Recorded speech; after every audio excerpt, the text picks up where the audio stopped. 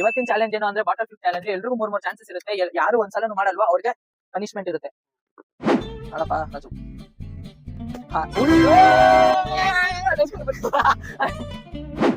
ಹಾಕಪ್ಪ ರಾಜು. ಆಗಿಲ್ಲ, try. Last try.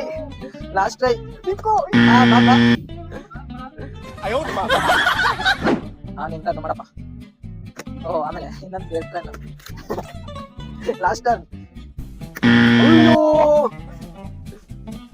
ಸ್ವಲ್ಪ chance ಮಾಡಪ್ಪ ನೋಡೋಣ.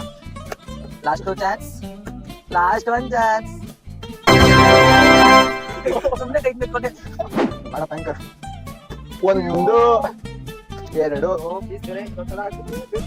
ರೆಡಿ ಮಾಡ್ಕೊತವನೆ.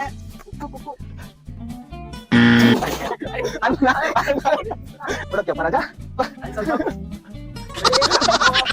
ಸಬ್ಸ್ಕ್ರೈಬ್.